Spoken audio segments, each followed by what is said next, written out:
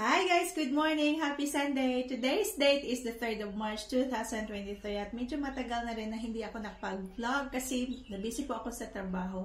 Today, nandito na po kami sa bahay. We went to the shop this morning kasi meron po kami binili pero ngayon po ay mag-prepare na po ako ng aming tanghalian and I'm going to cook sweet corn mula sa aking nanay. Kasi marami po siyang mga mais, guys. At ngayon is autumn na po. Yung March is the start of autumn. At papalamig na po ang panahon dito. Kaya kailangan nang tanggalin yung mga summer crops. At ito po, papakita ko sa inyo yung ginawa niya. Ang tawag sa amin nito, sa Negros, kasi taga Negros Oriental po kami, guys. Pinintos. Nung nasa Pilipinas pa kami, marami po kaming mais, guys. So, every harvesting season, gumagawa po talaga si mama ng ganito. Pinintos ang tawag. Ano kaya sa Tagalog, guys? Hindi ko po alam. Grated sweet corn siya. And then, binabalot po siya ng yung balat din ng mais. At niloto. Oh, there's a bug! Is it a ladybug? Yeah, it's a ladybug. Mom. Not ladybug. It's a ladybug. Mom. Say hello. Show the guys your toy. So, pumunta kami kanina sa op shop, guys. At nabili ni Scarlett yung doll na yan. So, this is a ladybug.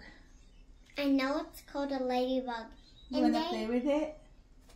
Let me put it on. There you are. Good job. It's okay. No. It will fly. Let's put this in the garden. How did it get here? Ate, do you wanna see a ladybug? Come here. There's a ladybug. Here. Ay, lumipad na, Steph. Found it. Si Stephanie. Hello. Say hello, Steph. Hi. So, makikita nyo po dito, guys, marami akong mais dito na binalatan. Galing po to sa garden ng aking nanay. At gumawa po siya ng pinintos. So, grated sweet corn, tapos wrap with yung balat ng mais, guys. At tuwang-tuwa po ako kasi kahapon, binigyan po ako ng aking kapitbahay ng mais din. It's sweet corn season. Ayun, tatlo talaga ha.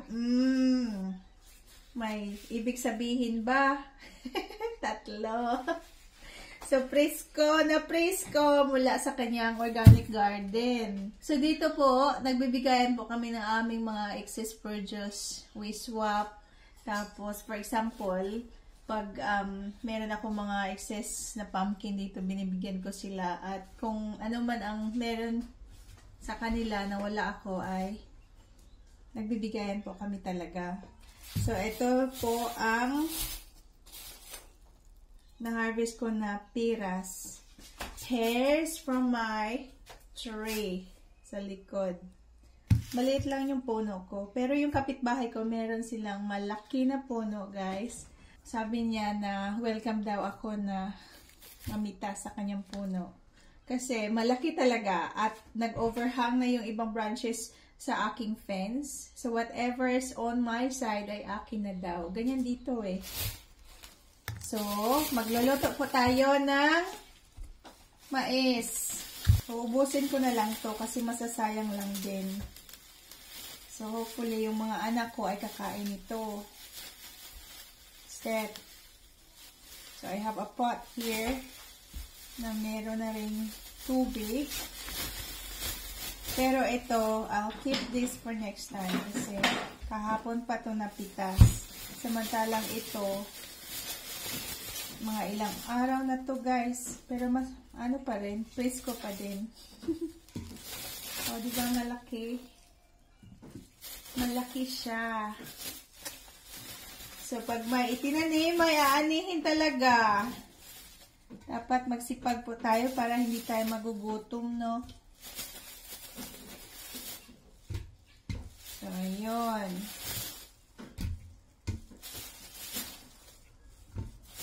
Hindi ko na binilang. So, kumusta po kayong lahat? Kami nandito lang kami sa bahay ngayon kasi kakapagod maglakwat siya. Marami po akong gawain bahay. Maglalaba, maglilinis. Kasi bukas, back to work na naman all week. So, ma-microwave ko lang ito guys at may pang snack na ako. Dalawa to eh. So, ito na po yung ating lulutuin na mga mais. Alright. And now, I'm going to check the sweet corn. I'm sure lutong-luto na ito guys kasi it's about 5 minutes lang. Nilakasan ko kasi ang apoy. Kaya mabilis siyang naluto. Gustong-gusto ko talaga nito is very organic siya guys. At yung sabaw, yung tubig na nilagay ko dyan ay iniinom ko po. Yan, matamis po kasi eh. So this will be our lunch. My kids and I are gonna have lunch now. Enjoy! So yan muna ating vlog for today guys. Thank you for watching and please take care. And don't forget to like and subscribe if hindi pa po kayo nakasubscribe sa aming channel. Happy Sunday! Bye! Show me.